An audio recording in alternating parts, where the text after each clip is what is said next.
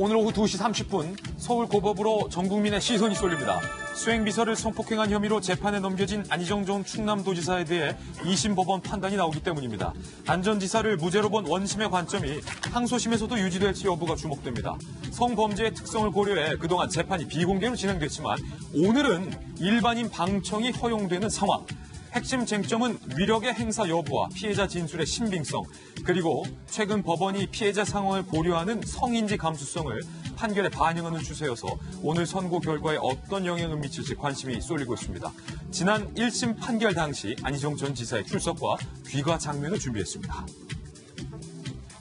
네, 혹시 어떤 부분 집중적으로 소명하실 계획이신가요?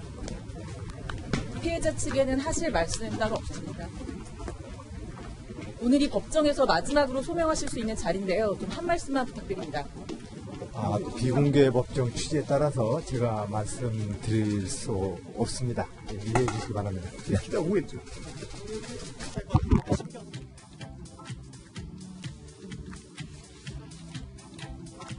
비공개 법정 취지에 따라서 제가 이것에 대해서 말씀을 못 드립니다. 예, 좀 이해해 주시기 바랍니다. 근데 결심은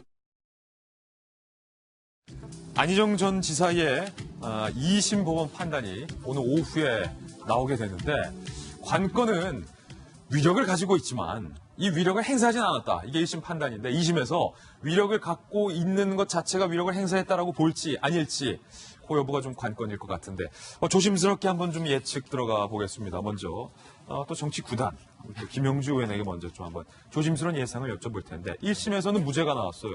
난리가 났었어요. 무죄 맞다, 아니다, 유죄다. 거의 전 국민이 반으로 갈릴 정도였는데 오늘 2심 판결에서는 어떻게 나올까요? 저는 핵심적으로 다시 반복하면 그러니까 위력을 갖고 있는 것이 성관계에 영향을 미쳤는지 안 미쳤는지에 대해서 안희정 지사의 반대쪽 변호사가 얼마나 그것을 입증할 것이냐 하는 부분입니다. 그런데 지금 말씀하시는 거 보면은 이제 실제적으로 무죄를 삼았던 근거들이 실제적인 성관계의 장면, 두 사람의 관계하고 동떨어진 다른 같은 머리집을 썼다든지 또 밥집을 소개해 줬다든지 어떤 주변적인 비서직 행위를 한 것 자체가 위력이 없었다라고 이렇게 엮고 있다 이렇게 얘기를 하고 있기 때문에 그것도 역시 재판부의 판단의 문제라고 생각합니다. 네. 그렇기 때문에 실제로 보면 오늘 안 지사도 얘기했지만 실제적으로 제가 봤을 때는 여러 가지 SNS를 통해서 두 사람의 관계가 위력인지 아닌지는 충분히 차고 넘칠 것이라고 보여지고요. 그런 것으로 봤을 때 저는 무죄가 계속 유지될 수도 있겠다는 생각이 듭니다. 예. 김영주 의원의 예측은 무죄. 그렇군요. 그렇다면 그 옆에 바로 계신 김정은 전 장관께서는 어떻게 예측하십니까? 네, 저는 재판 결과를 예측하긴 힘듭니다. 다만 이번 사건을 통해서 우리 사회가 좀 해결하고 갔으면 하는 부분을 얘기하고자 합니다. 너무 교과서적인 답변 아니십니까? 왜냐하면 성인지 감수성 이게 좀 어려운 말이라서 그런데 뭐냐면 피해자 입장에서 이거를 위력을 느꼈느냐 아니냐. 그러니까 내가 위력을 행사한다고 했느냐 안 했느냐가 중요한 게 아니라 상대방이 그걸 위력으로 느꼈냐 아니냐. 이거를 재판부에서 얼마만큼 소위 판단하느냐에 따라서 이게 유무죄가 갈리는 거거든요. 그리고 또 하나는 지금 국회가 놀고 있지 않습니까? 이 판단 결과와 상관없이 비동의 간음죄가 정립이 돼야지 이런 사건이 안희정 사건에서 끝이 나지 아니면은 앞으로 계속 도돌이표가 될 것 같거든요. 예, 그래서 빨리 비동의 간음죄도 국회에서 빨리 법제화 됐으면 하는 바람입니다. 내용을 들어보니까 약간 유죄 쪽에 뭔가 좀 방점이 찍힌 무죄 유죄. 그러면 칼잡이이자 변호사인 김광선 변호사는 어떠세요? 일단 최근에 워낙 선거 결과가 예상과 다르게 나오는 경우가 상당히 많이 있어요. 그래서 일단 안희정 전 지사 재판을 제가 엄격히 판단하면 증거 관계에서만 엄격히 얘기하면 법적으로만 증거만. 증거만 가지고 얘기하면 안희정 전 지사에 굉장히 유리하다 이렇게 평가를 합니다. 오늘도 무죄가 유리하다. 그런데 여러 가지 변수가 있는데 그게 한 세 가지 정도 돼요. 첫 번째는 뭐냐면 안희정 전 지사가 사실 비서실에서 처음에 합의한 관계다라고 얘기를 했을 때 본인이 아니다 그렇게 부인했거든요. 그거 자체는 합의가 아니면 뭐냐? 그럼 위력에 의해서 한 것이 아니냐? 그럼 당신은 그렇게 얘기해놓고 왜 법정에 가서 번복을 하느냐? 이제 그 부분하고요. 두 번째는 1심 재판부가 위력은 존재했다.